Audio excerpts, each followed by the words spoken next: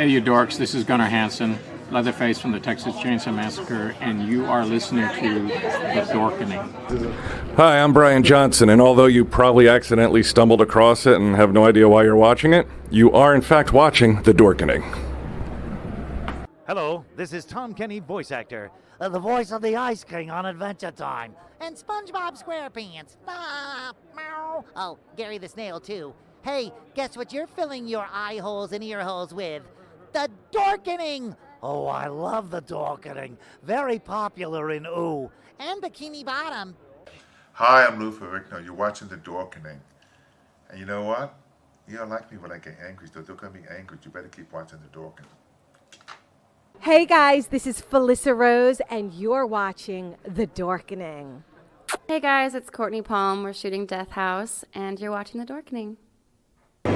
This is Anthony Michael Hall, and you're watching The Dorkening. Stay tuned, my friend's going to show you what entertainment's all about, baby. The Dorkening.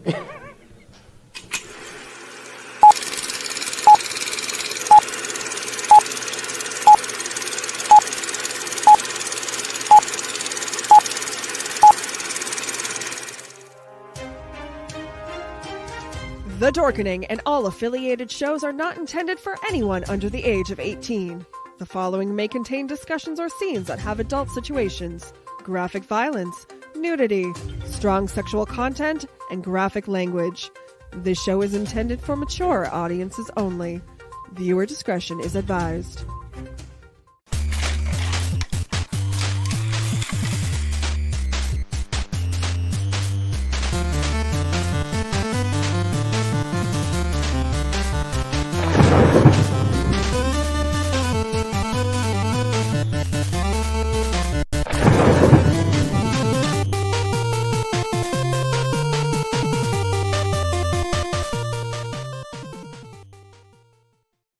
Rise and shine, my sinners.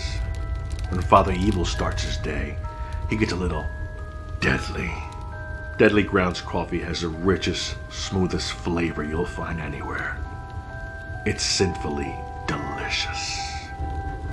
Once you go deadly, you never go back. Order yours at getdeadly.com. Coffee's so good, it's scary.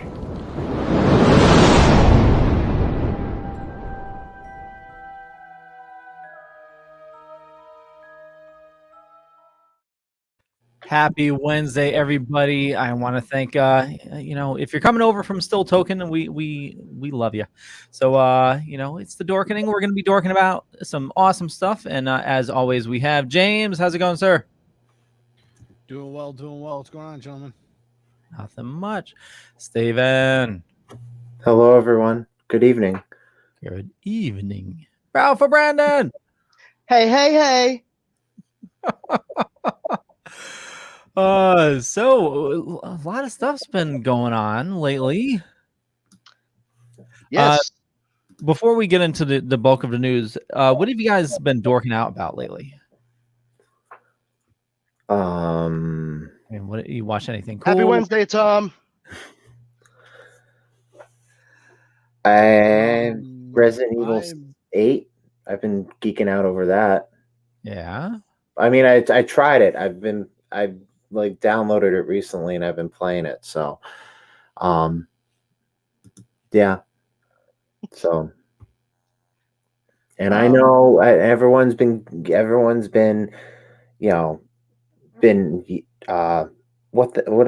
why am I not with it today?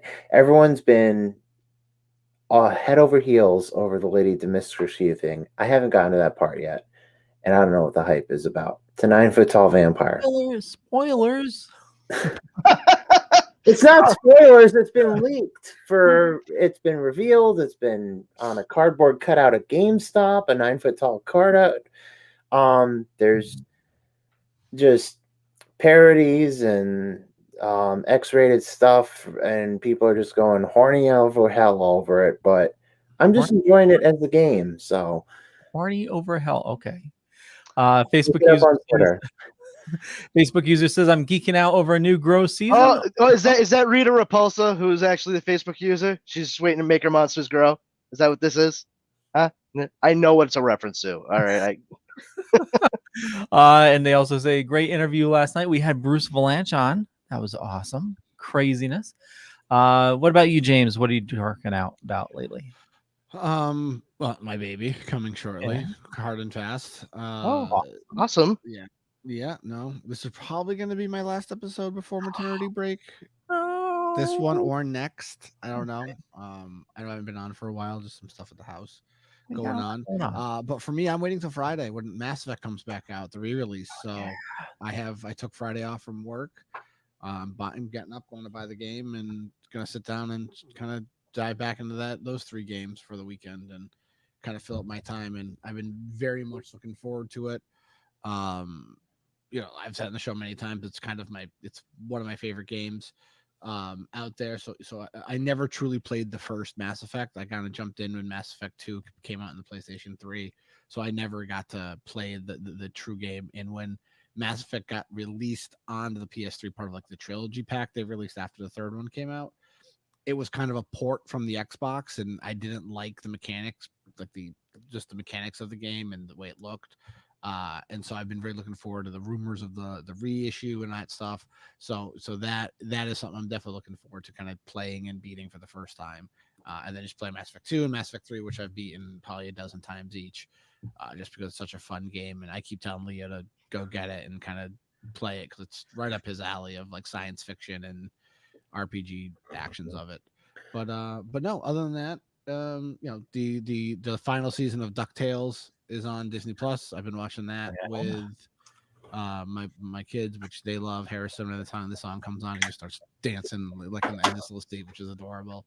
So we just watched the first Darkwing episode, and we were all watching it and being like, this is such a good show. Like it's like what they do with that show. I will always be impressed. But yeah, no, other than that, Everyone's been telling me about the Mass Effect thing, and I'm waiting for that to come out too. Oh, dude, I'm telling you, it's if you never got into the game, you're lucky because you get to play it from start to finish without kind of jumping into it. Like I said, I jumped into it, in the second game. The second game is the best game in the series. It just is. It's just the third one got very heavy, telling story and epilogue and kind of wrap up the series. But now with the announcement of the fourth or the new Mass Effect game coming out that is taking place in the Milky Way galaxy again, because I know the sequel went into Andromeda, but rumors are it's checklist sequel that it's incorporate the Andromeda game and the effects of it after it happened at Mass Effect 3. So I'm very excited. BioWare is definitely putting their A-team in it after the Anthem just crashed and burned so unbelievably hard. And who knows, it'll probably be a couple months before that comes out, or a couple of years probably before it comes out. But I'm excited, and I'm glad it's coming out for the PlayStation 4, Xbox One, and PC. It's not on the next gens yet, which helped me out drastically because I really sat there and I thought for a second they were going to be out on this Friday. Yeah, and I told Jen, I was like, it looks like I'm buying an Xbox. Just so I can get the next gen system, and then they announced that that's still in the process of being done. And again, the game comes with all the DLC, all this stuff. They actually had a cool thing where you could go on MassEffect.com and download all the soundtracks. So the orchestra score to the game, which is just awesome. All the art books, all the comic books, all that stuff was free. You just download it right off for a limited time. So I'm like, that's really cool. They restocked their merch store. So like, I'm scouring there being like, ooh, I want a N7 hoodie. Like, I'll take one of those, please. So, but yeah, no, I'm looking forward to it. Like I said, that's kind of going to be my time up until the baby comes. So I'm actually glad the new Resident Evil didn't go on the next consoles, the next gen consoles. It went on the next gen consoles, but it went on to the current consoles now, like Xbox and Xbox One. Oh, that's going to happen for a while. Like I said, what was it? EA Sports came out today and says they're going to be focusing on the current gen consoles, not the PS5 and Xbox Series. So we'll see how that goes. But but some of that news, I don't know if anybody's following the Apple Epic Game trials. Anybody following that? No. Where Steam. Oh, yeah. Yeah, I heard some of Apple it where Apple versus Fortnite, basically, and Yeah. basically they went to federal court, basically saying that the App Store is a monocle, whatever it is, and the information that's being presented in this trial is fucking fascinating because they're literally breaking down like how Microsoft has taken a loss on an Xbox since the first Xbox. Their pricing model means they will always take a loss on their systems. Yep. Well, for most systems, they're either breaking even or making a loss. Xbox has never broken even on any of their systems. Wow. Even like the 360s and some of these older consoles, they've never made they sell the systems at a loss. Same thing with Sony, and Nintendo wouldn't disclose that information. Yeah. But it's like shocker, right? But like that came out. They also came out that like Epic Games was saying like, oh yeah, no, we understand the console market's the same exact thing as the App Store, and we follow the same rules that the App Store does. And I'm sitting there being like, why is this in court then? Like it is bonkers how much stuff is coming out for the consoles and just this petty war between $2 billion companies, and it's just like it's awesome. And now the judge is trying to like basically be like, guys, you got to go to mediation or someone's not going to be happy. And I think that's just a heads up that it's not a jury. I think it's a judge making the determination.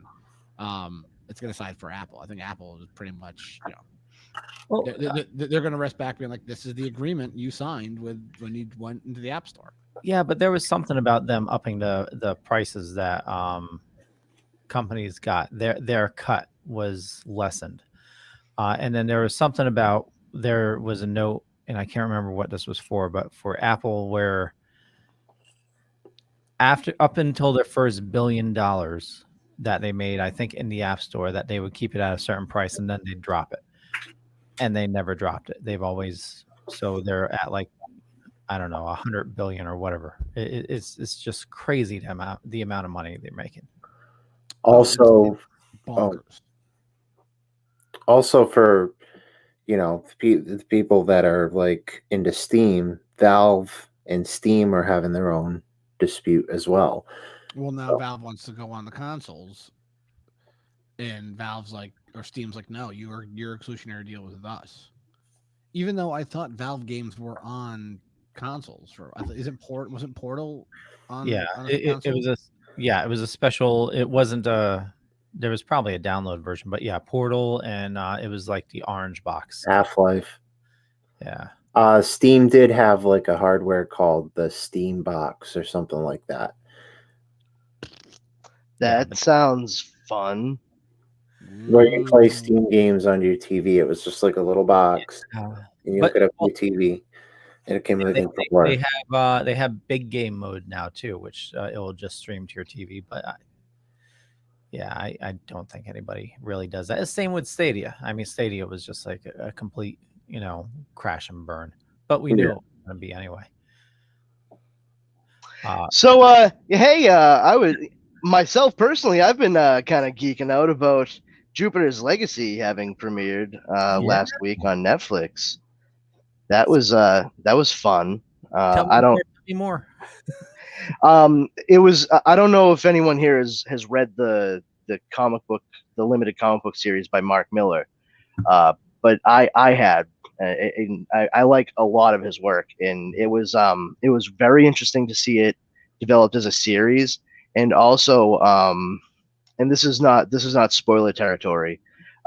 It's interesting to see how they've paced it, similar to the slow burn that we saw in Invincible on Amazon.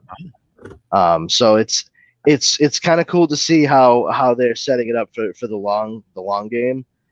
Got to the end of the season, and honestly, I was like, oh yeah, I can see how they could make this show several seasons long without any issue. So I was impressed with most everyone in it, and I was actually surprised to find out that the actress who plays Chloe, who's like the Superman archetype's daughter in the series, the actress playing her, the only other thing I've ever seen her was she played Nia Vardalos' daughter in My Big Fat Greek Wedding 2.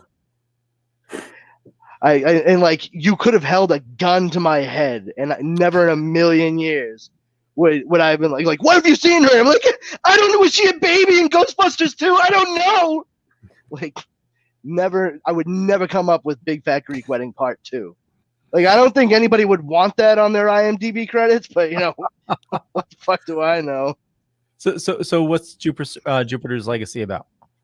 Well, it's basically about your, sort of Justice League type organization. Several superheroes, but they've been around for about 80 years. They showed up on the scene in the 30s, late 20s, early 30s, and they've been around since. They got their abilities. You see how they get them in the show. I don't want to give anything away there.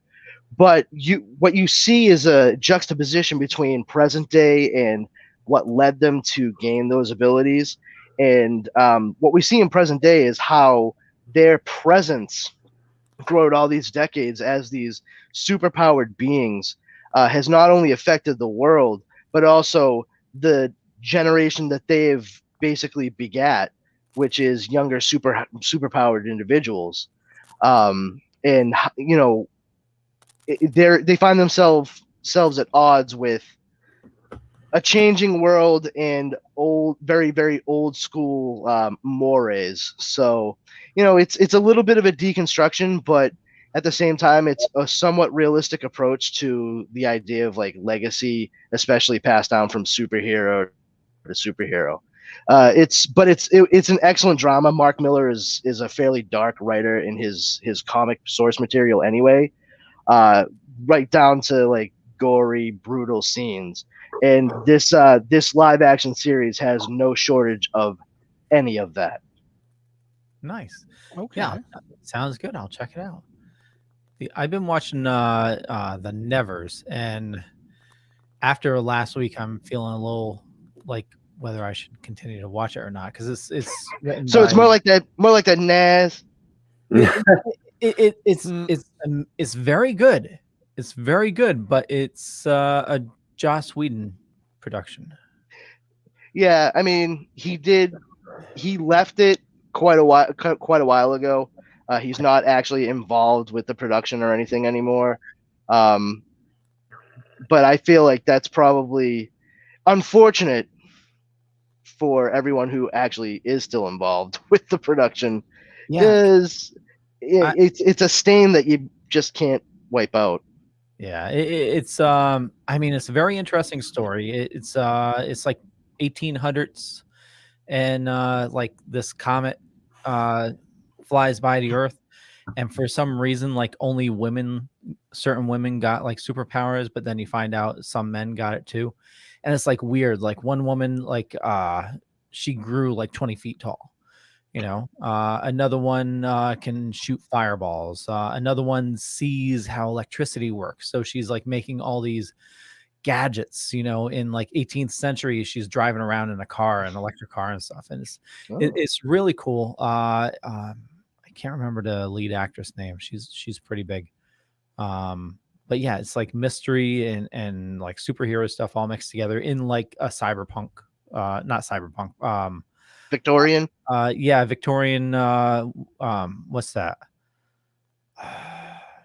Clockwork. Era? Yeah, Victorian era, but it's not cyberpunk. I keep on saying cyberpunk. Steampunk. Steampunk. That's it. Like it took me a second. I'm like, what the fuck is he trying to? Oh! I'm still recovering. I poured my rum a little. I use that as an excuse anyway. So. Another thing I've been geeking out about is the new Robin comic came out, I think, last week, and I'm gonna show you spoilers if you haven't read it. But it's my eyes. Pretty badass. But Damian breaks out on his own, and he's cocky as all hell, and so he's like he's entering this tournament. And I am Robin, son of the bat, and my mother's the deadliest woman alive. My grandfather is the immortal Ra's al Ghul. Demon blood runs through my veins. I have done and seen more in all my 14 years than all of you combined. So he's like totally talking him up. And like he's like entering the battle, and he doesn't know the rules. And she tells him, well, it's to the death. And the last scene is she ripped his heart out. Like, absolutely brutal. Oh, I wonder if they'll use a Lazarus pit to heal him and bring him back. Well, it's the Lazarus tournaments. So that's all what. right then. I didn't know that. Now my comment just seems doubly stupid. But yeah, it's I really enjoyed it. So DC's been knocking it out of the park. And the Batman Fortnite comics have been pretty cool too. So I have so much I have to catch up on. I actually had to take a step back because I was just getting inundated with new comics. Especially when you have so many things connecting to one another and seeding and setting up so many other things. X-Men comics killed me. I'm primarily a DC guy. I love both though, and I've been so digging everything that's been happening over in Marvel with X-Men. I was like, yes, this is all making sense to me now. And then they were like, oh, it makes sense to you. Then here, buy 70 issues a month. I'm like, whoa. Yeah, well, it doesn't make that much sense. Never mind. I tried to keep up. I tried to keep up with that King in Black. I didn't even bother, dude. It was like 60 issues. It was, well, dude. I mean, like I went through and did all of like Empire, and like I felt like that was like okay, great. I fucking read that. Yeah. That's my reward. I read it. Good for me. And by the time I finished, I went through some more of the X-Men, and just week by week, I was like, I care less and less about this. This is starting to feel like a chore. And I should never feel like that. No one should feel like that when you're having to read stuff. You do it because you want to. It was at the point where I was just like, nah. And I just scaled everything down to like the core series that I know I'm gonna read. I have to say, like, DC was kind of doing it to me for a bit there too, with like Future State and everything. I still haven't read any of those because I was getting all of that at the same time. I have like over 100 comics that I got to read right now. It's out of fucking control. That being said, I do love comics, and I will enjoy it when I sit down. And I'm glad to see that you enjoy Damian so much, because I personally really dig that character a lot. I know he gets some hate from some Bat fans out there, but I think he makes sense. Yeah. And then there's also a new detective series as well. I think it's a limited run. So yeah, a lot of new stuff at DC. But if the King in Black, it actually ties into our main story, Venom, where like the world's being engulfed in a symbiote like sludge, and like so many people are dying or turning into symbiotes. It's just crazy. But that leads us into Venom 2. Segue. Electric Boogaloo. Oh, yeah. We saw Carnage. What did you guys think? I think everything that I saw involving Woody Harrelson in that trailer looked like exactly like the psychodrama I want that movie to be. And then everything else that I saw in that trailer was not.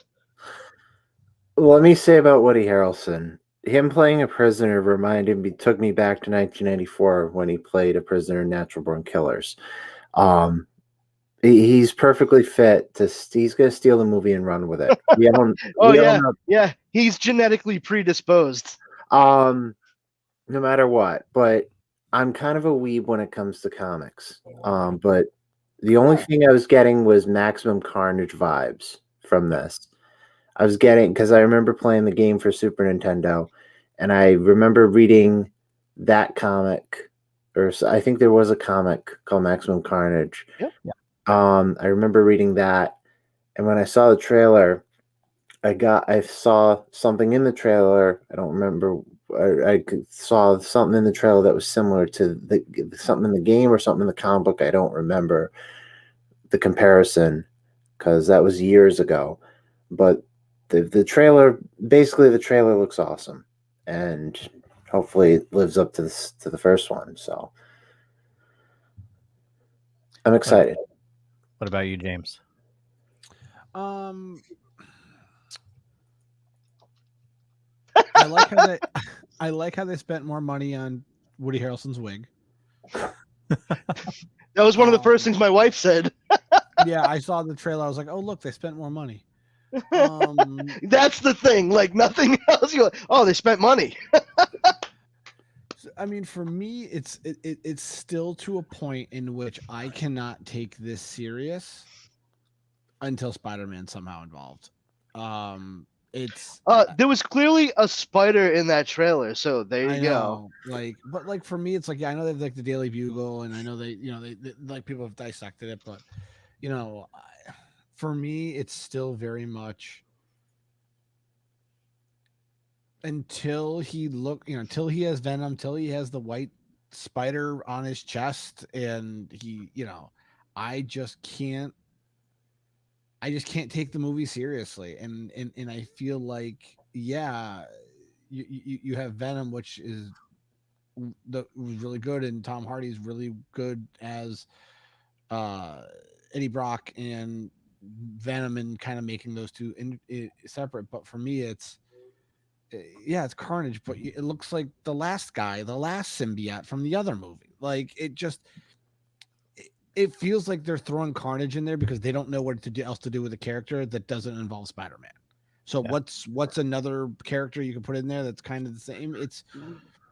It's just, I don't know. Like I said, I lasted 7 minutes in the first Venom, and I turned it off because I was like, I can't take this movie seriously. I can't.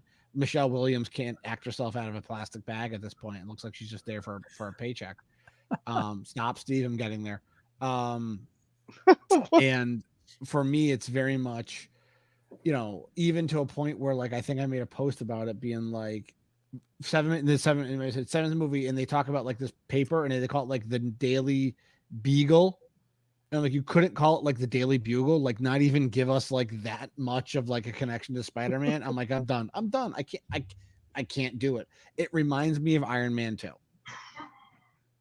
Because it's another bad guy trying to use what the hero has, or wants what the hero has, to make his more powerful. Like it's Ironmonger wanted what Iron Man was, and Iron Man 2, they wanted the arc reactor and what okay, so he's literally fighting another symbiote. Okay, are you fucking kidding me? Like, can you give me a little bit more? And everything that you're hearing is Tom Holland has nothing to do with this picture. I think they try to get him to show up in some part as Peter Parker, and I think he was like, no. Like, so who knows? But like, it took him a year and a half to release this trailer. I don't think the pandemic helped at all. I think this is going to be one of those casualties of the pandemic, like Wonder Woman 84 was. I don't know. I'm not sold on it. I like it. I like the trailer. I like Tom Hardy as Venom and Eddie Brock, but that's not enough to get me to go pay to see this movie. I will wait until Leo's like, it's on Plex, and then I will watch it. Well, I can't give money to Sony right now because they're literally ruining the Spider-Man franchise. Yeah. And it's just like, give it back to Marvel. Just give it to them, because they will take care of it. And I always go back to Lewis Black, one of my favorite comedians, and one of his jokes is about Christians ruining Christmas, and he's Jews. He goes, give Christmas to us Jews, we will take care of it and show you how to actually use the holiday. Like, and I'm sitting there be like, give it back to Marvel, let them handle it. You can get your royalty monies, but let them develop these characters. And then, like I said, I think it would just be a better product. Disney just needs to buy Sony. You were leading up to what I was going to say, James. And for everyone in the cheap seats, what I was going to say is, this is what happens when you have two studios filing for joint custody over two properties, or one property, and multiple characters. And the thing is too, and it's funny because you look at what they're doing out in California with the Avengers campus at Disneyland, and they have a whole Spider-Man ride and an animatronic and all this stuff, and it's just sitting there being, guys, like, just pay Sony $4 million. Listen. They will never, ever, ever, ever, ever, ever, ever, ever. Hold on, one more time. Ever. pay Sony for the rights to Spider-Man, especially considering if someone were to purchase Sony. Not to say that that's actually going to happen anytime soon. They could give Leo But- a PlayStation 5 and they But still won't give the there rights is to Marvel. there is actually a stipulation in the contract for the IP known as Spider-Man that if Sony were to be purchased by a separate entity, that the Spider-Man movie rights would revert back to the seller, which in this case would now be Disney because they own the contract made with Marvel. So if Sony ever sells, to like Warner Brothers, for example, it goes back to Marvel Studios for free. Nothing. They don't have to pay a red cent. And Also, I guarantee you that has come up in numerous conversations at Disney. I guarantee it. It's also too. It's the movie stipulation too in Sony. They have to put out a Spider-Man movie within every 5 years, or it automatically reverts back to Marvel. That is why Amazing Spider-Man was after Spider-Man 3. How quickly Amazing Spider-Man was put in development. I know I'm gonna get hate for this, but I enjoyed Amazing Spider-Man. I liked Amazing Spider-Man too. I mean, as well. I liked the first Amazing Spider-Man movie. Second one isn't that bad. It's not as terrible as a lot of people make it out. I mean, it's not the best, but I actually really liked Andrew Garfield as Peter Parker. I did too, but when you kind of went way off the rails with the death of his parents being like spies, I'm sorry, like you. Yeah, I agree. I agree with that. Like, it's like I sat there, I was like, "Ooh, okay, Sinister Six." Like you're leaving me very good breadcrumbs to keep me invested, but when they royally screwed up Gwen Stacy's death, royally screwed up that pivotal moment in his character's development, I sat there being like, "Nope." And don't forget, Tom Holland's Spider-Man came out the same year in Civil War. Yeah. And those two movies don't exist for me. I'd rather watch a blind man stuck in the closet. It doesn't count. Doesn't exist. The first one had me until the very end when all the skyscraper cranes were all on that main line to he saved the guy's son and he got all his buddies. Well, I mean, hold on. Just like listen, with all the cranes, okay, I understand how ridiculous that appears, whether or not you are a longtime comic book lover or a longtime film lover, or falling right in between those two. However, when you think about certain things, especially considering Spider-Man as a character, we normally see him sling webs, but we never see what he's constantly being able to attach to be able to swing the way he does. I think they were just trying to plant a little bit of a realistic reason as to why he was able to go from point A to point B inside of a movie. Just so you get the sense of what you see without thinking about it because it's off panel anytime you read a Spider-Man comic. That's all I ever thought that was. Palm?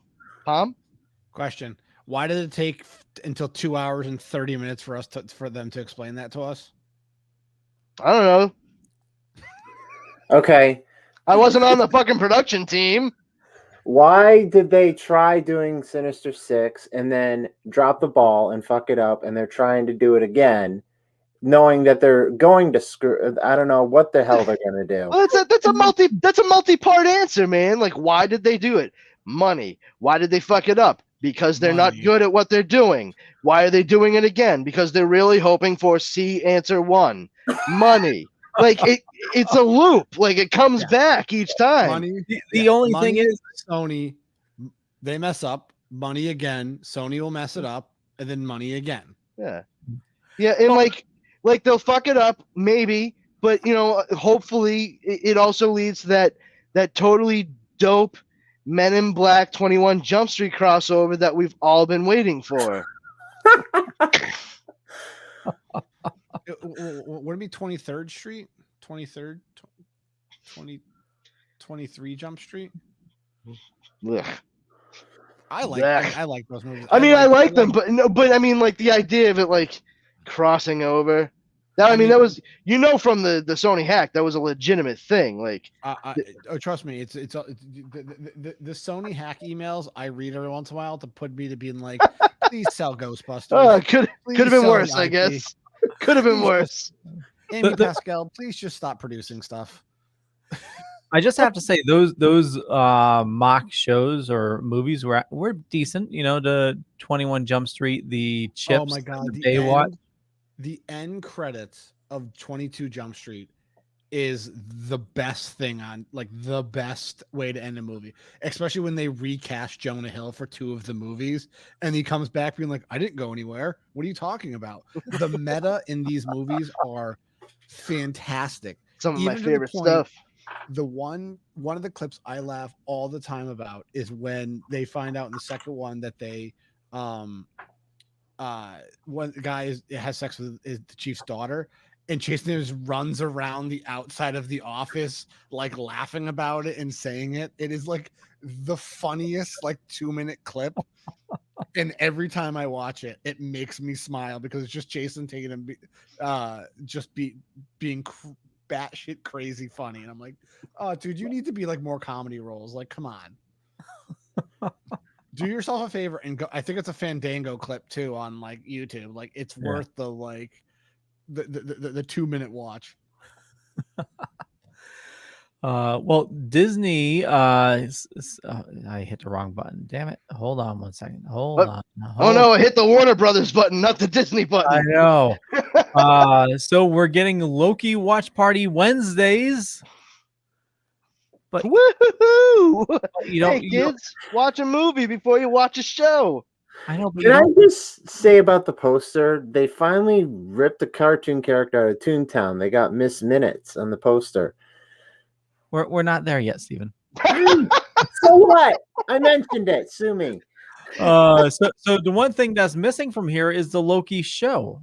You would think that are they going to do the Loki show as a watch party as well, or is it just the movies? Well, I mean, I think, maybe not. I mean, definitely the movie. Well, you know what it is? They want people to pay attention to the show because it's brand new. Yeah. So it's May 12th is Thor. May 19th is Avengers, Thor, the Avengers and Thor Dark World. No, it's Thor the Dark Thor. Get it right. Okay. Thor the Dark Thor. May 26th is Thor Fraggle Rock, and then June 2nd is Infinity War and Endgame. Yeah, because I think Loki picks up right at the end of it, right at the end. Who the hell has the time to watch both Avengers movies before an episode of Loki? Well, Leo does. Come on, Someone that has no life. I'll put them on in the background and watch them. I'm saying it's like 4 p.m. Pacific time. I'm on the East Coast. That'd be 7 p.m. here. How do you kill something that has no life? What the fuck? It's going real dark in here, man. Well, no, it's from the Warcraft episode of South Park. Remember, he's like, "How do you kill something that has no life?" It's getting real fucking deep. As a matter of fact, it wasn't really Nietzsche who said God is dead. He was merely quoting a crazy homeless man. You should look into that. It's fascinating. He probably was. He probably some guy. Oh no, he was. That's exactly what went down. I'm not talking out of my ass. I just figured it'd be funny to say. He was on a subway and the guy was just jerking in the corner, being like, "God isn't real." I mean, that's sort of that's sort of his version of what happened. Yeah. God isn't real. He's dead. Yeah, I figured that out the second I saw you. You didn't even need to speak. With your, you look very important with your briefcase and suit over there. Briefcase. Shopping bag filled with his own feces. Wonderful. Okay, so now, Steven, who is that? Just someone that got ripped out of Toontown, Miss Minutes. Thank you for mentioning it after slamming me against the wall 5 minutes before, by the way. It was, so is that if only you could turn back time. Oh, Cyndi Lauper, you stop. So that's share. if I could turn back time, like that's. But Brandon, but time after time, you just tell me things. If it's lost and you look, then you will find me. All right. Basically, Time what after I was time. trying to say before I got pushed to the side, and then I mentioned it again. Miss Minutes is off of that bullshit. Miss Minutes is we all know the players in the rest of the poster, but Miss Minutes is something we all don't know about, or maybe you guys do. I don't know, but Let's all go to the lobby. Let's all go to the lobby. yeah, there's something you see in an old cinema vignette. But see, I keep getting the like Toontown Smile Danya. yes, Smile Danya, smile. They ripped that fucking thing right out of Toontown.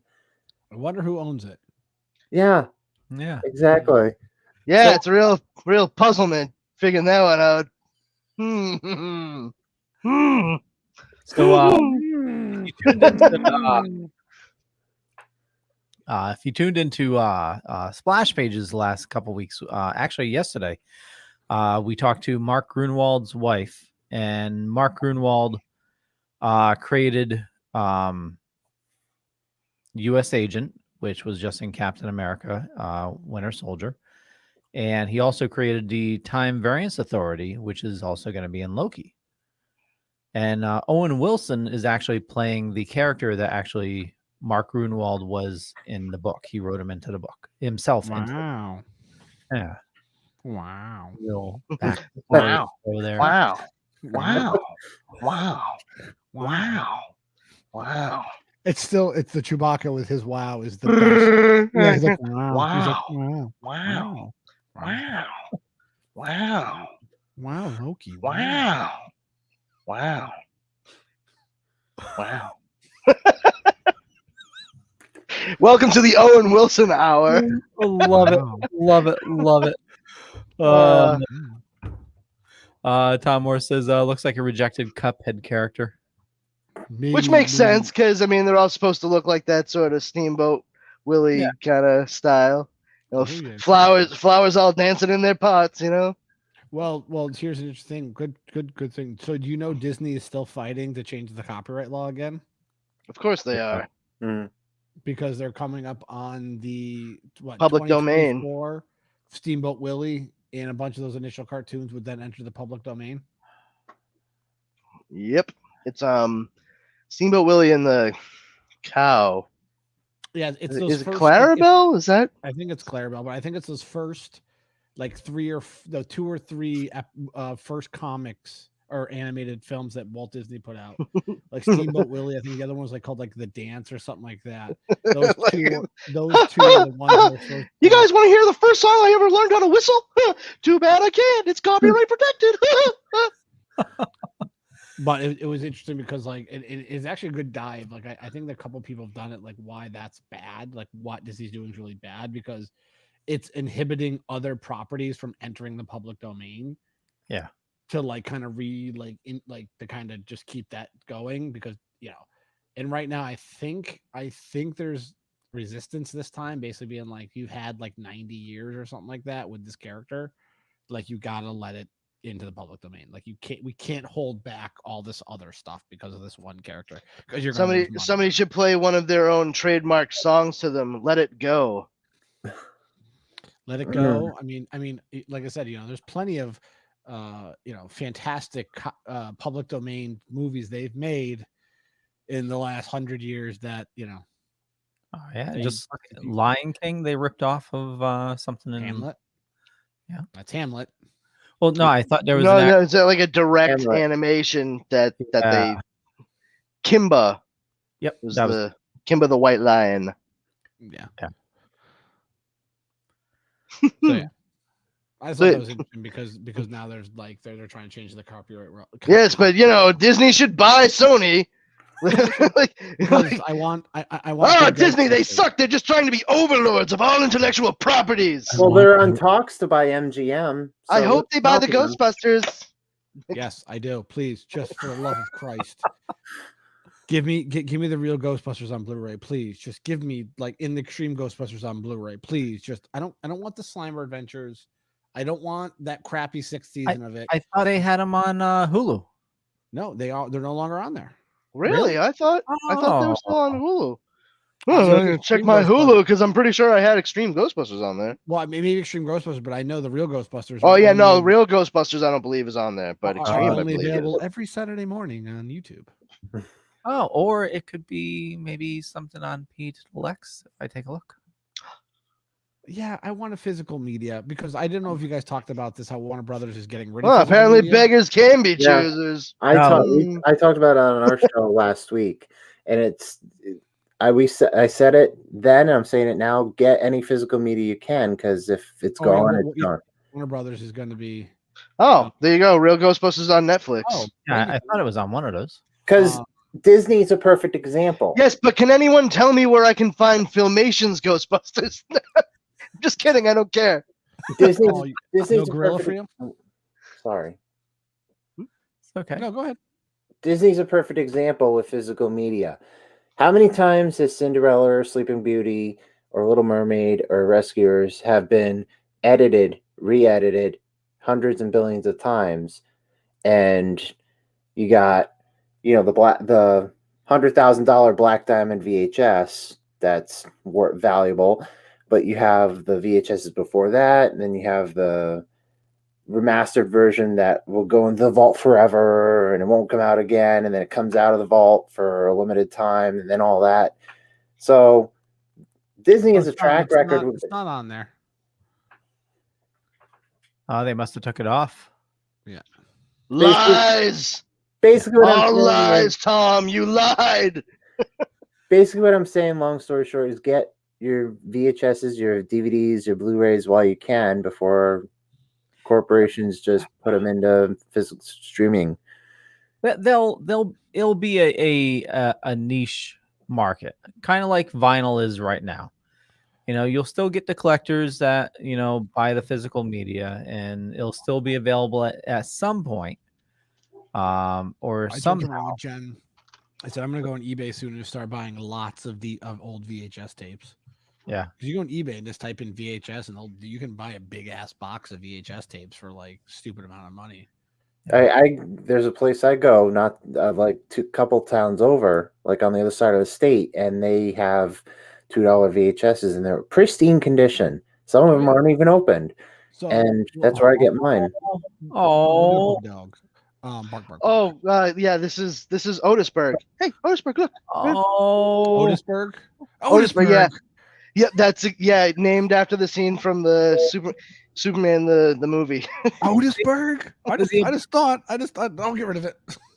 Yeah, I wanted to name him Otisburg because I love Superman, but I ironically grew up to look like fucking Lex Luthor instead. So I figured if I was gonna have a doofy sidekick, that I might as well, name him something that always made me laugh from when I was a kid because of a doofy sidekick. So, and numerous times in my house you will hear Otisburg. So it was definitely apropos. Nice. Now you need a cat and call him Miss Tessmacher. Oh, dude, I already said that to Dara. I was like, if we get another dog, like it has to, or animal, like it has to be a girl, and I'm gonna have to name her like at least Tess. And she was like, no. No. So actually, me and Jen had this conversation, not this conversation, but back to the VHS. Like weird.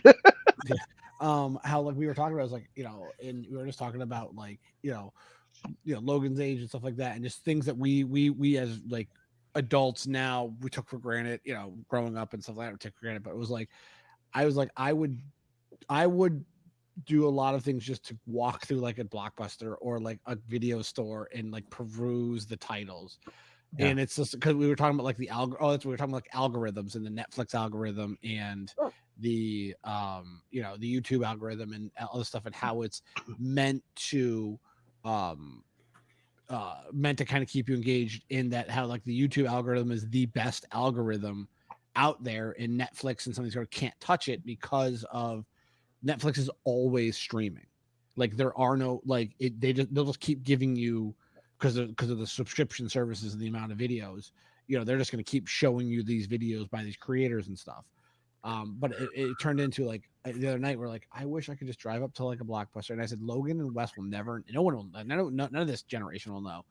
On a Friday night, you go to your local Blockbuster and you just walk the aisles and just pick up a cassette box and look at the back or a DVD box and just kind of like, oh, let me get that tonight or like whatever, and just kind of like actually see everything and all that stuff instead of sitting there like click click click. Because I did the other night, I was walking, like Jen fell asleep and I was trying to find a movie. I think I spent like 45 minutes like going through like HBO Max and going through like the movies and the shows, being like, let me watch. And by then, like, I'm going to go to bed. Like I just spent all my time looking for a movie.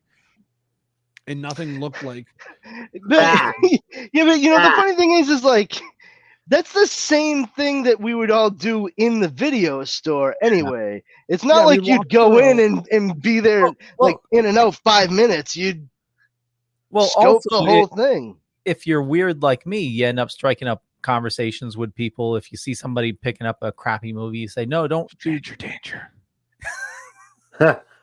I was known for like talking to like strange people. Like, I worked at a Blockbuster, so like that was the best job I ever had, was working at Blockbuster. I loved working there. Although it's funny because as a mid-teen, like Blockbuster was definitely the place to go. But by the time I like started, like I was ready to graduate high school and just after, when rental stores were still the thing. Your local rental store. Yeah, well, exactly. Like we had a massive video. That was literally the name of it. And they had everything. I mean, they even had like the back room. But you go to Blockbuster, I love trauma movies. Good luck. They didn't carry them because they were a family-friendly business. But if I went into Massive Video or Hollywood Video, Surf Nazis Must Die and Toxic Avenger up to wazoo. Well, yeah, and that's what, that's what me and my brother would do. We'd go to Blockbuster and get like the wrestling DVD, wrestling VHSs, like SummerSlam '92 and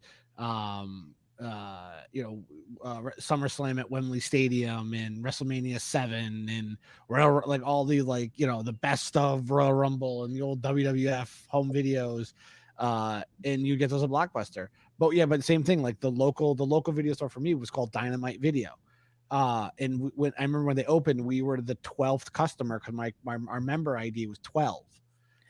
With and we kind of was like awesome. So I had my little blue card from Dynamite Video. I think I was like 10, and I remember walking the aisles, and I remember it's like vividly. I would walk in, and to your left was new releases.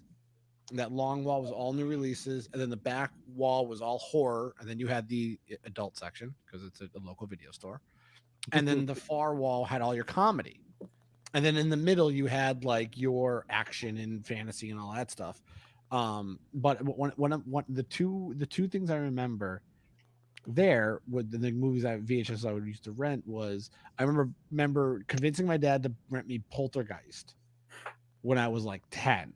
And the reason why I got away with it because I said, Dad, it's only PG. I've seen PG movies. Thank you, MPAA on that one, and then also the other one was just one of the guys. When I was like 13, I was like, oh my god, I love that movie. And I was like, all right, I'll get like that one, and that kind of was my whole starring the ineffable Joy Heiser. And that was my introduction into like those type of 80s films, 80s genre films and stuff like that. So that was a sad day when that place closed. I'll take that. Blockbuster was like my favorite job. I loved working there. And like I said, I always remember I worked there when 1 Hour Photo came out, Harry Potter and the Chamber of Secrets, and Pirates of the Caribbean came out. That's the year I worked there. Working at Blockbuster Video, there was a lot of stuff that would be exclusive or direct to video. And speaking of direct to video, did you guys see any of the news about what Adult Swim and Warner Media are doing? Oh, Brandon. Yeah. Leo, take notes on that transition. Congratulations.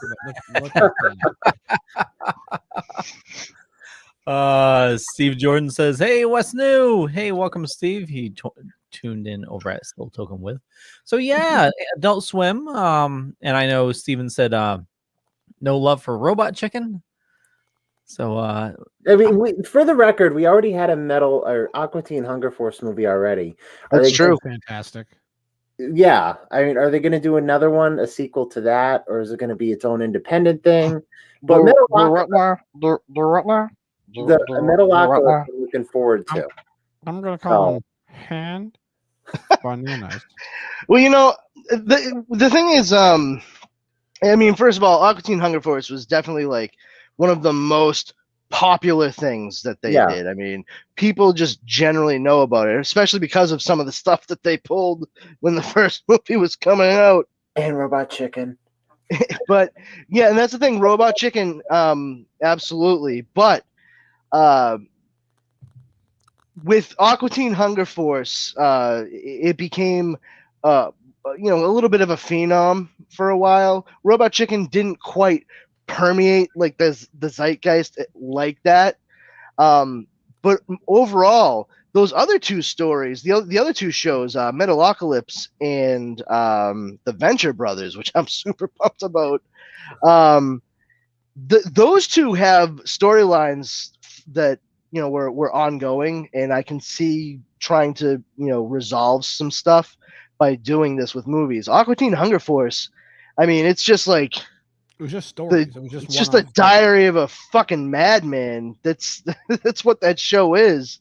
So doing it clearly is just like they decided to have fun and just say fuck it, let's make another one of these, and on top of giving a couple of movies to hopefully satiate the fans with some kind of closure. Yeah, I mean, the great like Metalocalypse. I remember watching and kind of and that show got funnier the longer you watched it.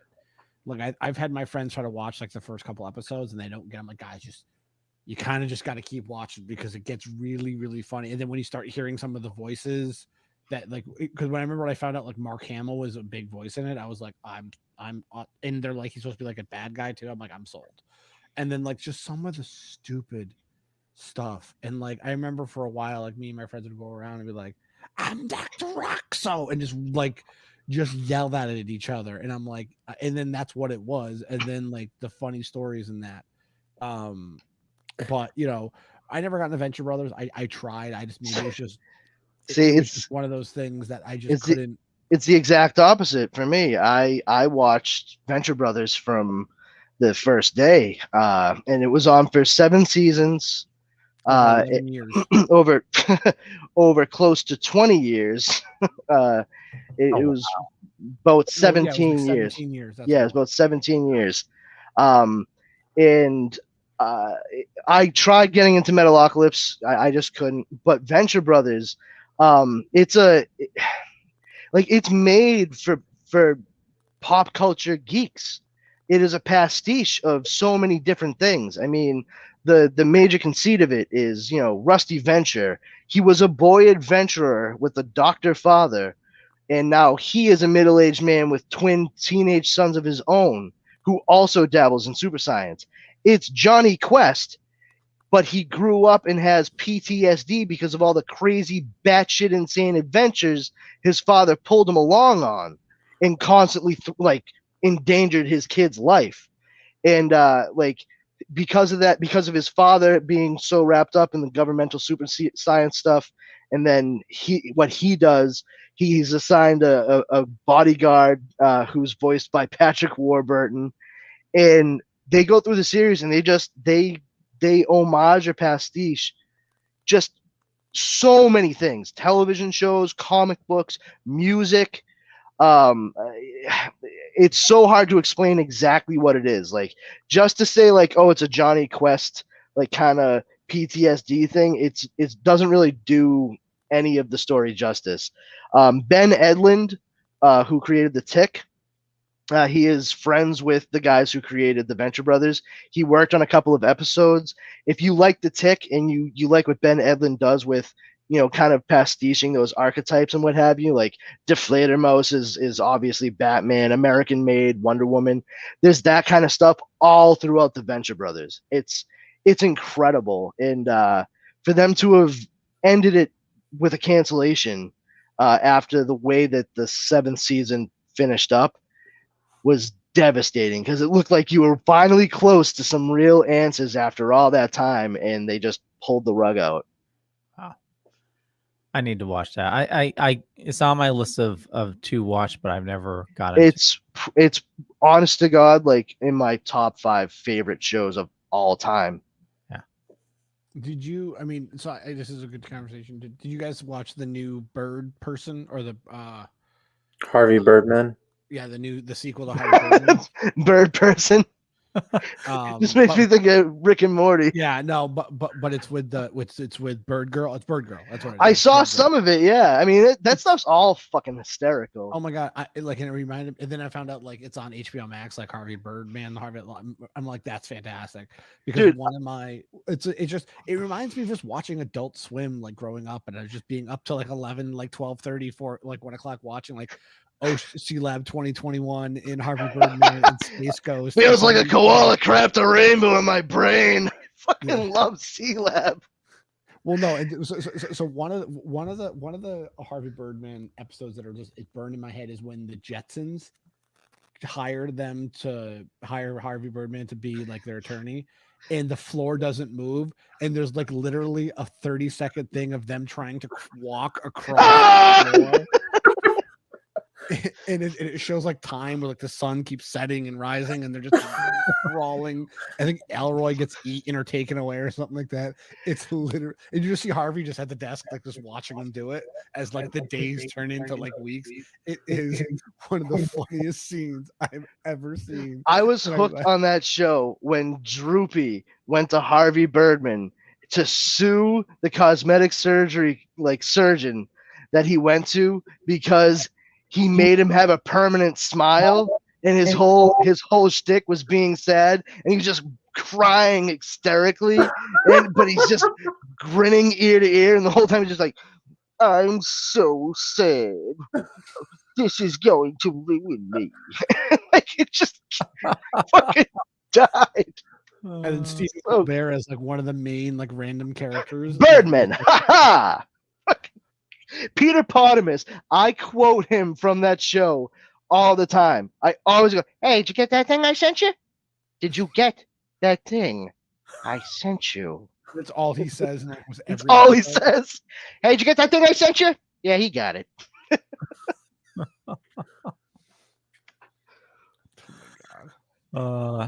I know we're running on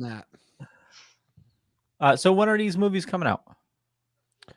They didn't say. I think probably in the next year or so. I mean, it's it's quick animation. It's Adult Yeah, Swim. they did specify, however, though, that it's going to be actually released as physical media first and foremost. It's going to be released on Blu-ray, each one of them, and then after your regular amount of time being on the market, it will make its move to HBO Max. So And Adult Swim. They've even said it's going to be on Cartoon Network. Oh yeah, that's right. They did say that as well. Yeah, that is correct. Very cool. I know we are running on time, but I would tell people, like I said, you heard us laughing. If you got HBO Max, if you got AT&T, basically you have HBO Max now. Yeah. Do yourself a favor, watch some of like me and Jen watched the Hand Bananas episode of Aqua Teen Hunger Force where they make the dog, and it's like he's like, "Tonight, you," and the dog just talks to like Carl and just rapes Carl, and then like she goes, "Look, there's a bunny bird." It's like, so Carl makes like another dog, and he goes, "You're called the Enforcer," and so he has Carl's voice as the dog is like, "No." Hey, Fryman! Hey, Fryman! You hear what I just ordered? I'm gonna be fighting blood for a week. Yeah, no, and the dog goes, "You're called Enforcer." He's like, "I don't like that name. I want to be called Spaghetti." What the fuck? So anyway, do yourself a favor and go watch it. It's like me and Jen probably watched an episode like 2 or 3 times. Is Steve trying to hurry us up here? Hey guys, what the fuck? Yes, Steve, have you never listened to the show? We ramble for the last 10 minutes. Do yourself a favor and find it. It's the episode's called Hand Banana, and it's just like the hand banana is just like, "Tonight, you," and that's all he says to Carl throughout the show. Oh, it's the best. Carl, I'll check it out. Season 4, episode 5. Yeah, Aqua Teen Hunger Force. Yep. Hunger Force. Okay. Oh my god, what was the name of the movie? Was it Aqua Teen Hunger Force? Oh, it was a long title. Colon I couldn't remember. I was trying to remember because I went and saw that in theaters. Yeah, it was something like something movie for theaters, whatever. And Like it was hilarious. The cinema intro they had in the beginning was fantastic. When you had the old cinematic popcorn and hot dog and all that stuff, and they were doing their, welcome to the movie, and then they run into like a nacho pretzel and they're about to do like a heavy metal thing, and it gets vulgar straight out of the gate. Like, turn your cell phone off, put the it just gets find it on YouTube. I think Alamo Drafthouse uses that clip before they play their movies. And one of our podcast sponsors, before they do their double features, they play it. It's hilarious. It has theaters laughing. It's Aqua Teen Hunger Force : movie film for theaters. And thanks, Steve Jordan. He said he was trying to say it for me. Well, no, there was just a couple things I want to make sure I got in before we wrapped them up. So I know Steven loves this, but I wanted to start incorporating. Actually, before we do this, James, since this might be your last show, what do you think of Bad Batch? Oh, I love it. I love Bad Batch. I'm very the first episode got me hooked very quickly. Like I said, and I thought it was going to be a lot more like kid friendly. Yeah. But it's very much it's a great story of this, what happens. And it picks up just like Clone Wars, and with the narrator telling you what's going on and stuff like that, and then learning about how, the inhibitor chips work and how these guys never got it, and why are these clones so special all of a sudden, and why Omega. The great line is every clone had a purpose. What is her purpose? Omega. Or whatever. It's because they all speak like they're from New Zealand, because everyone else they sound like dicks.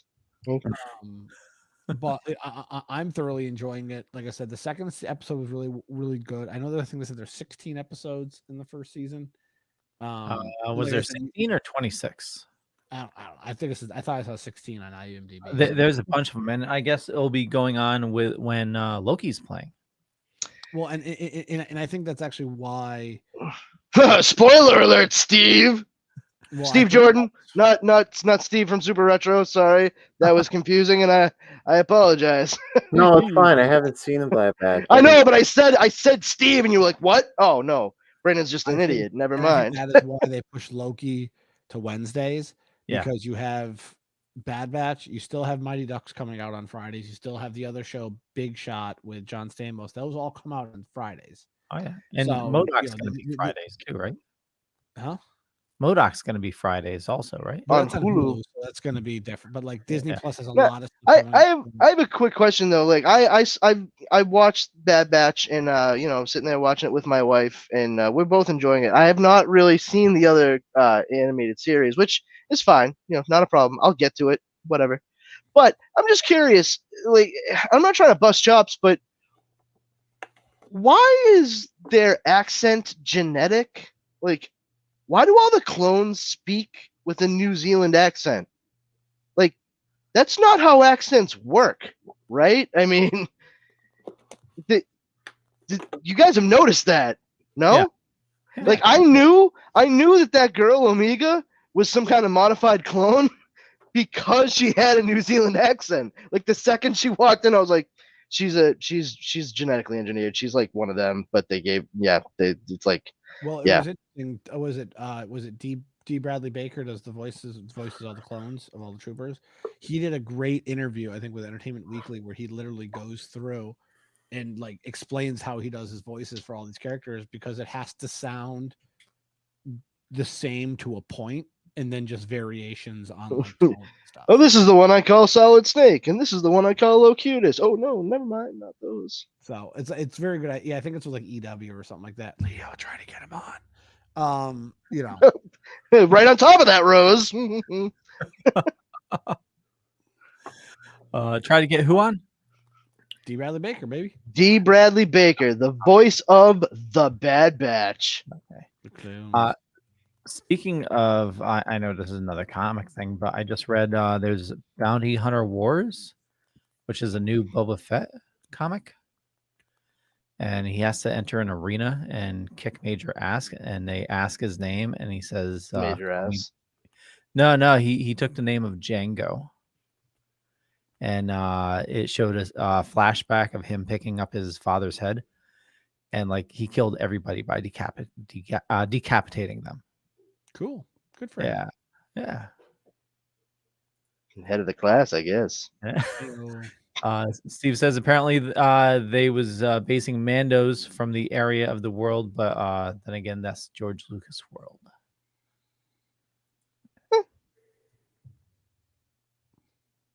Omega. Yeah. Omega.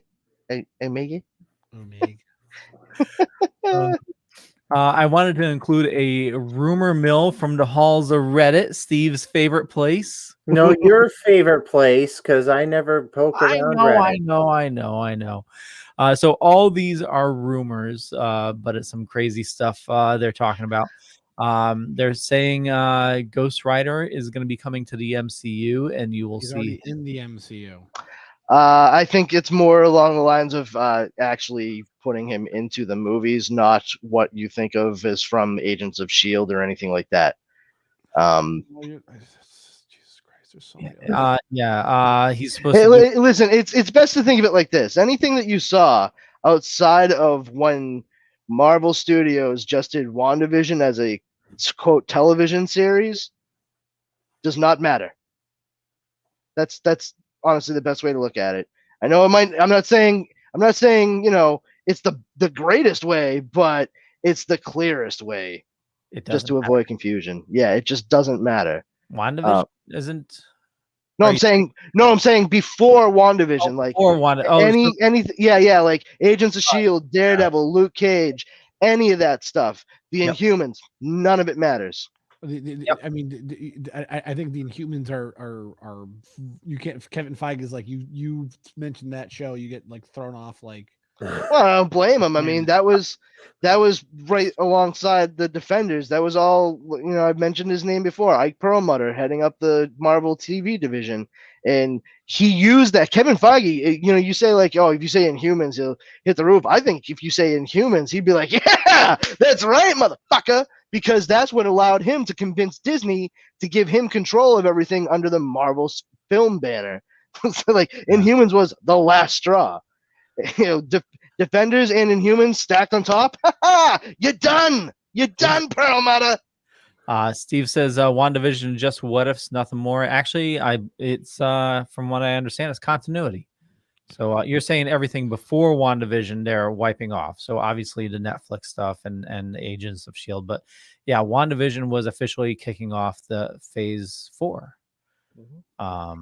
So the Ghost Rider they're saying is going to be possibly a cameo in Doctor Strange 2. Yeah, I mean everybody is supposedly a cameo in fucking Doctor Strange 2 at this point. I'm pretty sure I'm a cameo in Doctor Strange 2. Like, hey, it's a fat bald guy with a fucking Kangol hat on. Was that Brandon Powers? Yeah, probably. No, I mean for and well, it's interesting about WandaVision and how Disney released their for consideration material this week. How they're only nominating or they're only putting forward WandaVision for one award. Best limited series. They're not doing any writing, any directing, any acting.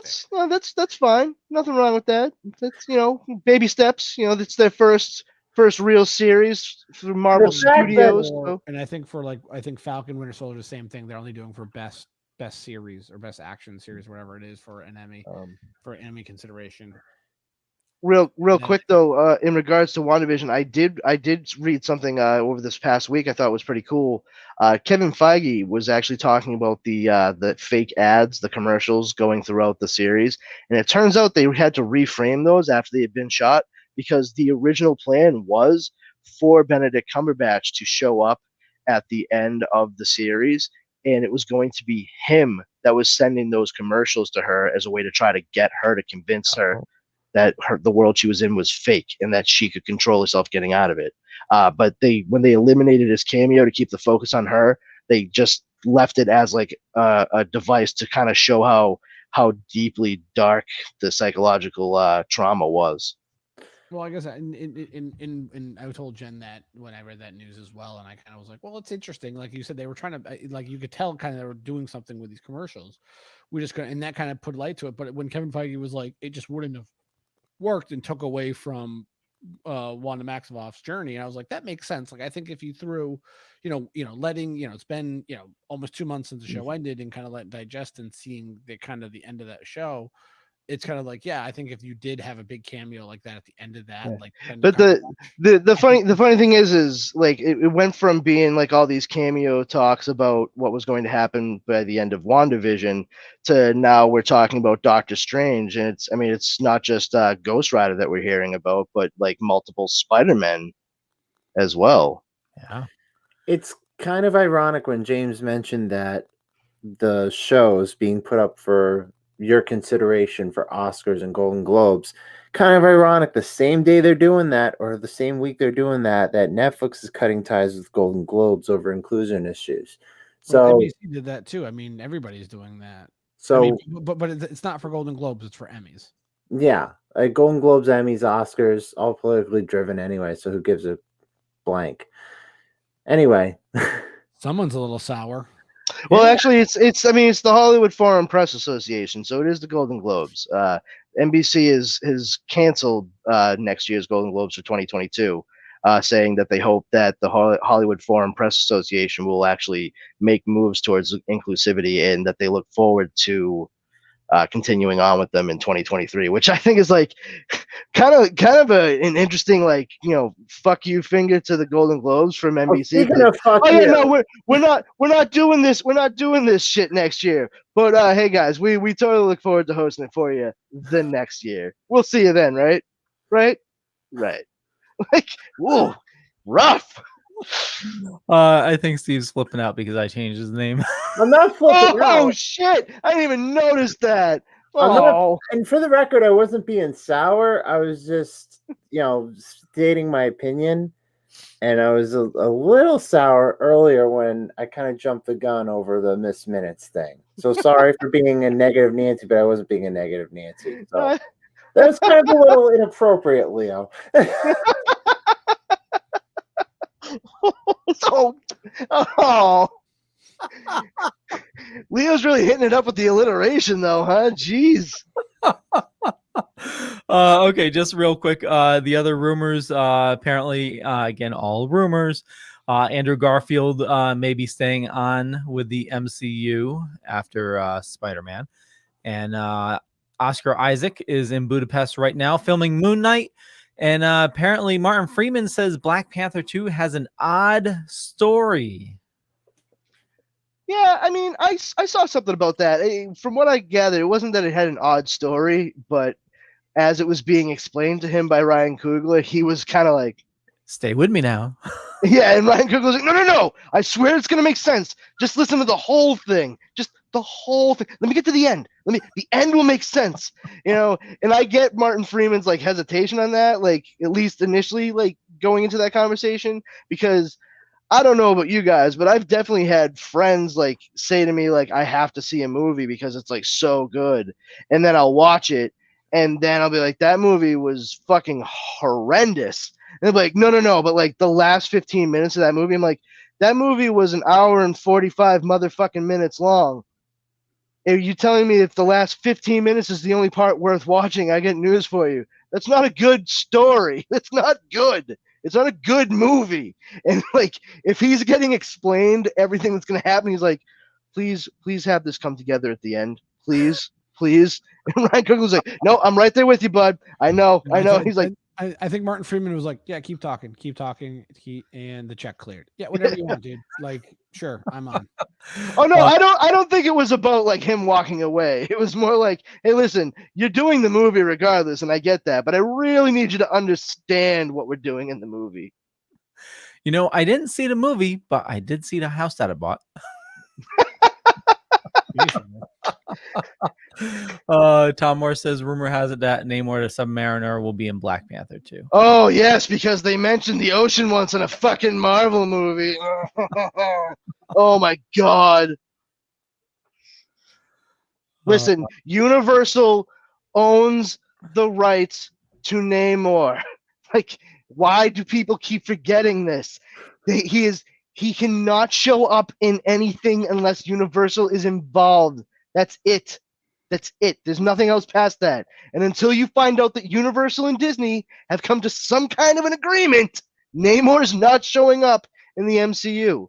That's the same reason they also have the rights to the Incredible Hulk. The Incredible Hulk will never show up in a solo movie again for the MCU because Universal has to sign off on it. However, the stipulation with Marvel Studios' contract with them is he can appear in other people's movies, hence Thor Ragnarok and the Avengers movies. So there's a loophole, but Namor, he's not showing up anytime soon. And She-Hulk, I think, is still Marvel, right? That's not. Yes, that's still Marvel. It's tricky because I feel like it's a little bit of the same wheelhouse as Sony with different characters that are utilized within stories that use Spider-Man. Because of the fact that they are going to have Mark Ruffalo show up as Bruce Banner, the Incredible Hulk, in some fashion, that means that Universal can then use She-Hulk at any point in time after that. No, so Marvel owns the rights to Namor. Kevin Feige confirmed that in 2020. Oh, really? Well, good for them. Because he was asked directly about that, because they asked about a solo. Good luck making a Namor movie and not looking like you're ripping off Aquaman now. But he's right. It does.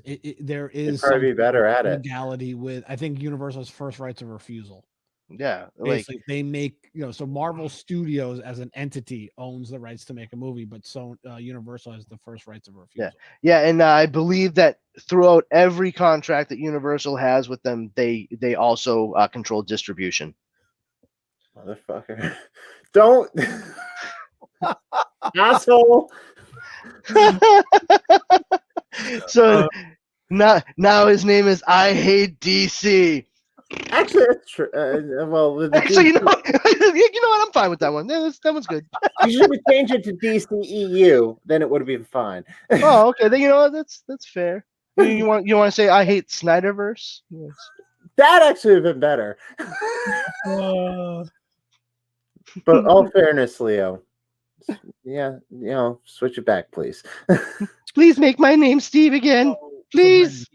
Here is the quote from Kevin Feige. Go ahead, James. I'm listening. What did Kevin Feige say?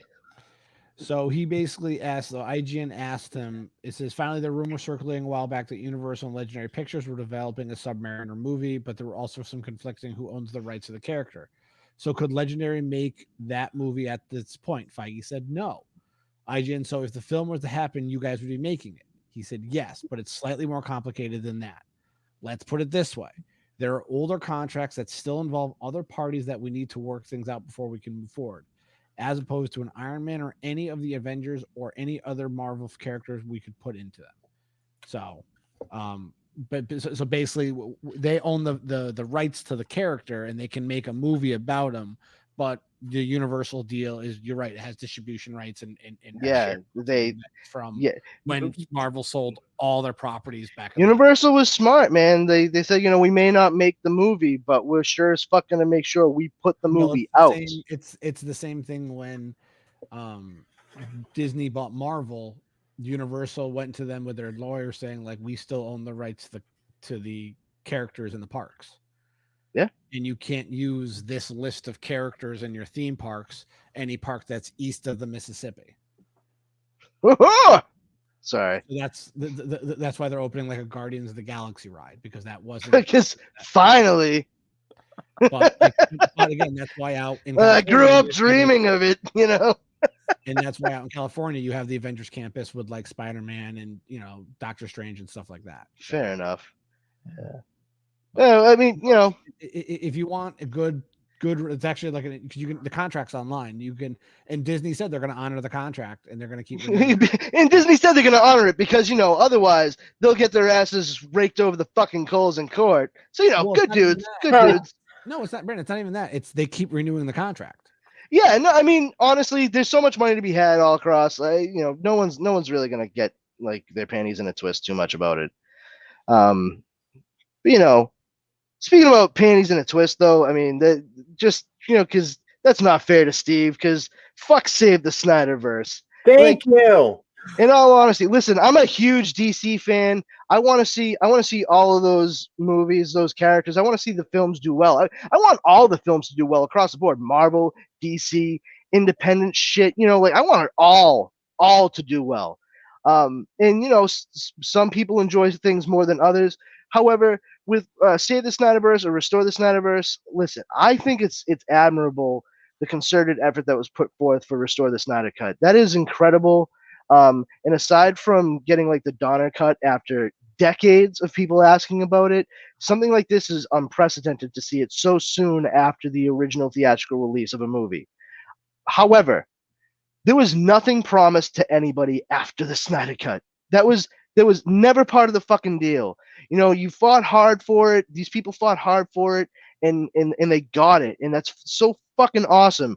But from the get-go, they're like, hey, listen, we are going to give Zack Snyder the opportunity to finish this up the way he wanted to, and we're going to put it out, and you guys can watch it.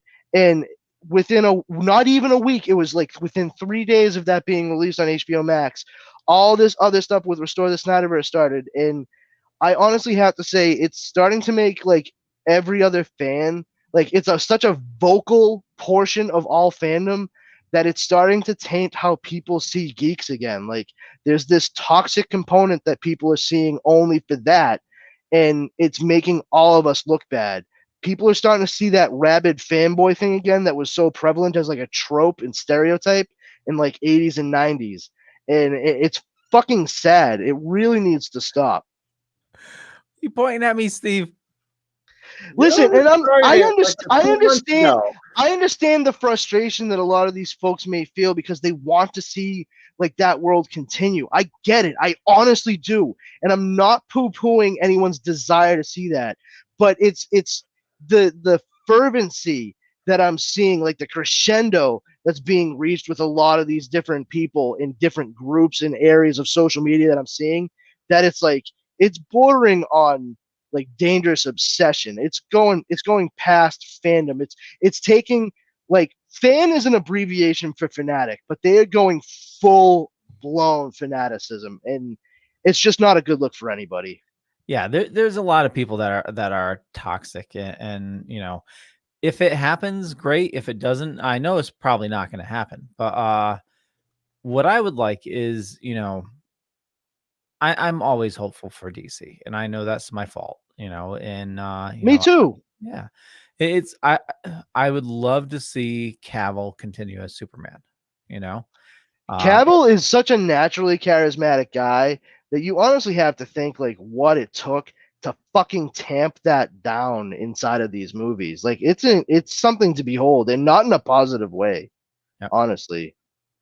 Batfleck I love as Batman, but DC, they have an answer staring him right in the friggin' face. They could just do Black Label. We can get the Sparkle Batman. We can get that story, and then we can get an older Batman with Batfleck. They can keep them separate.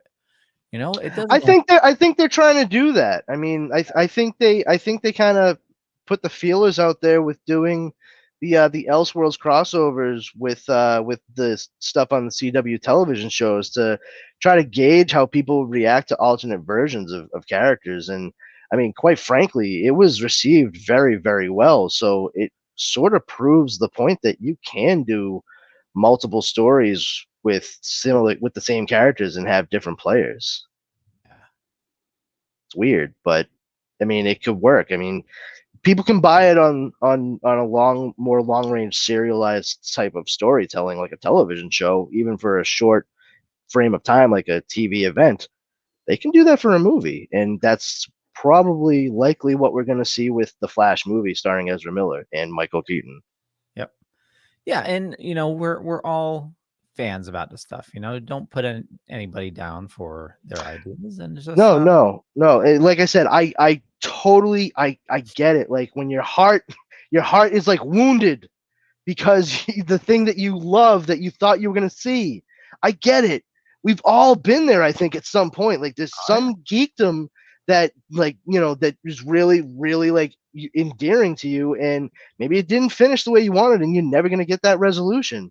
Not everybody's gonna get a fucking Serenity.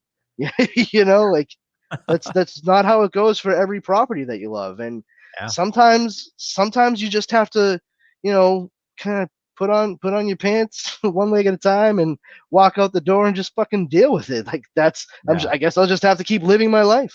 I think it started, and I know we need to wrap things up. Things are getting late, but what was the name of that? There was a TV show that it was an apocalyptic show. Jericho, yes. And something happened. I think it was a writer's strike, and they ended that show early. Yeah, and I think one of the characters in like the last episode they showed said like, nuts. Oh, it was it nuts or potatoes? I thought it was nuts. It might have been nuts. Yeah, and they delivered like 2 tons of nuts to like CBS. Like the main like showrunner or whatever just dumped 2 tons of nuts on his front lawn. Or something like that. You're probably looking it up, right? I'm trying. Yeah. So I mean, but that got them to make a second season, but I think it was like super short just to complete the story. But fans got their way, and ever since then, it's just like, hey, if we yell loud enough, we'll get them to change our things. They sent 9 tons of nuts to CBS Studios. Wow. Yeah. That's crazy. Yeah, a plot point in the final episode of Jericho involving the expletive nuts in reference to an historic conversation between generals was turned into a campaign to send large quantities of nuts to CBS's New York, LA, and affiliate offices. Good thing they didn't say bananas. Yeah.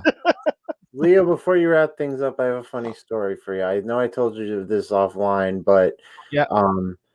So I was filling up my car today for gas, and I saw someone filling up they were filling up their car, but they were also putting gas in a plastic bag.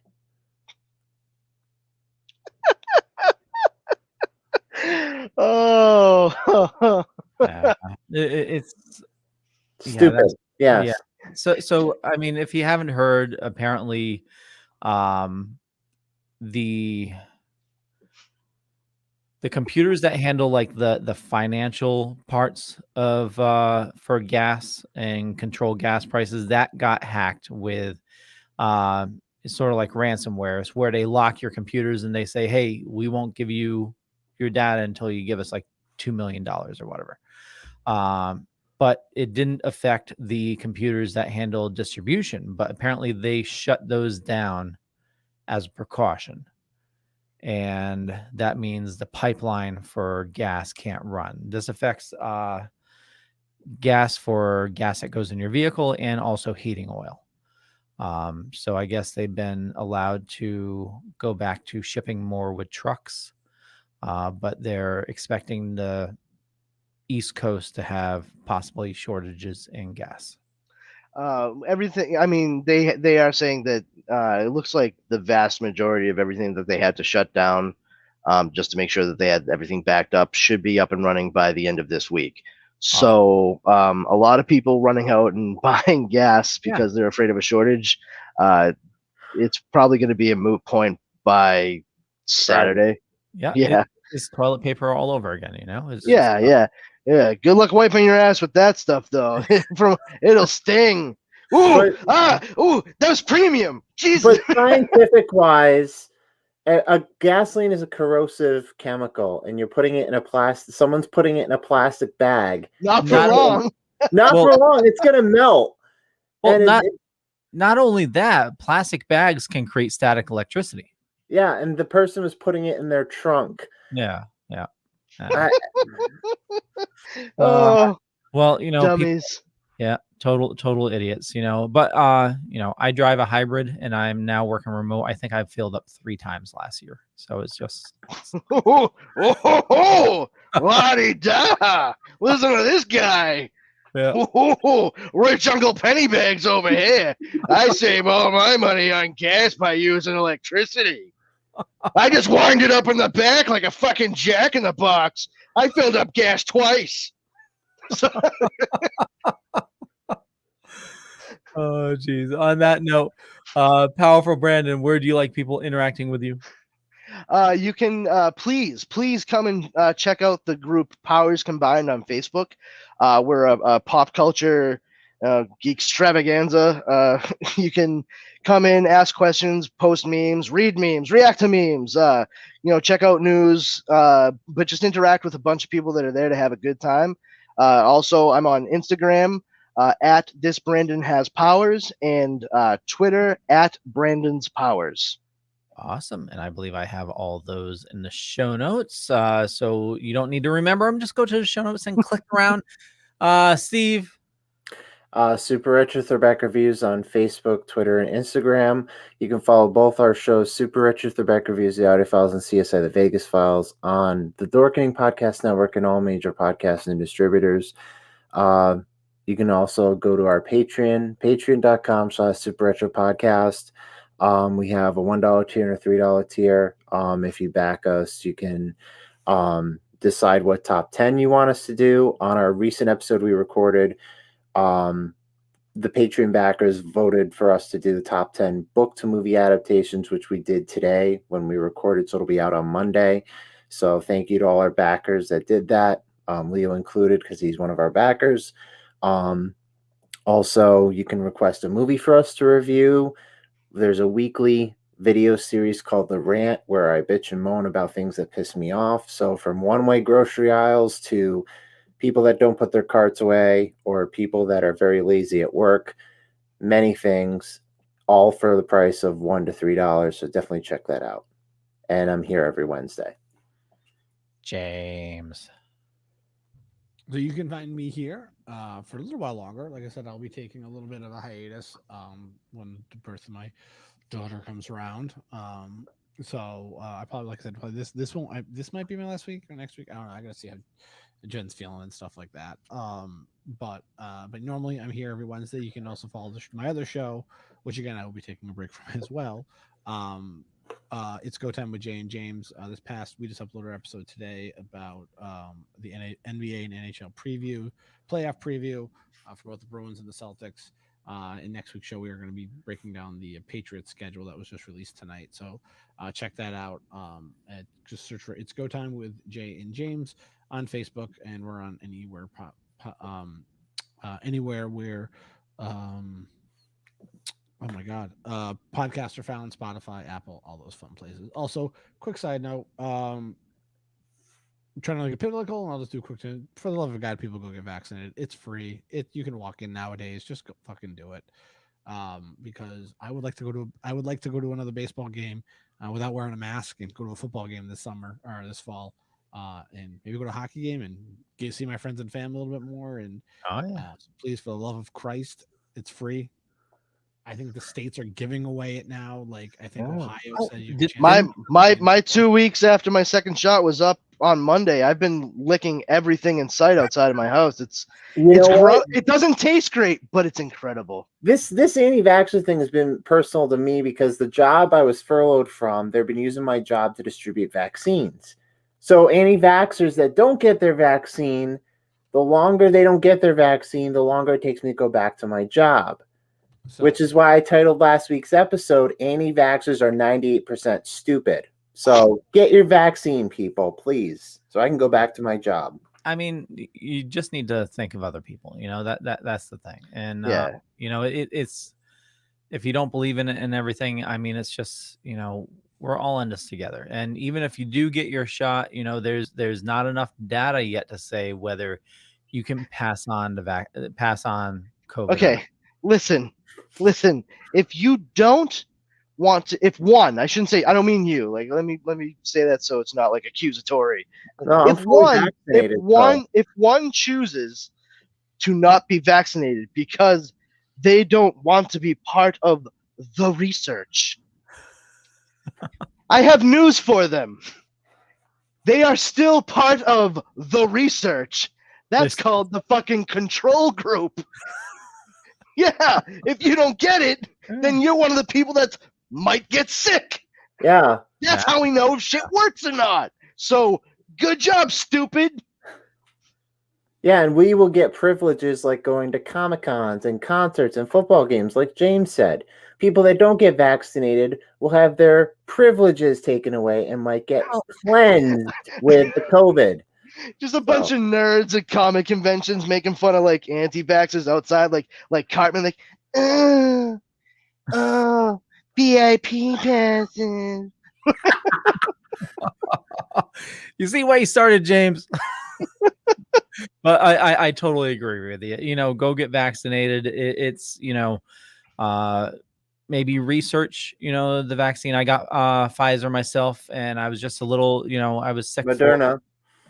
Pfizer, Moderna. You know, I was sick for maybe 10 hours, you know, after the second one. It was just like a mild flu. And then, you know, tomorrow is after my 2 weeks, so I can go back into stores without. I'm still going to wear a mask, which you should still, but it's, you know, it's going to be less stress on myself. I'm going to be less worried. The one side effect for the Pfizer one, though, is now when you type, you can't help but put a P before your F's every single time. Oh, yeah. And I for some reason I've like subscribed to every single Microsoft service. I don't know why.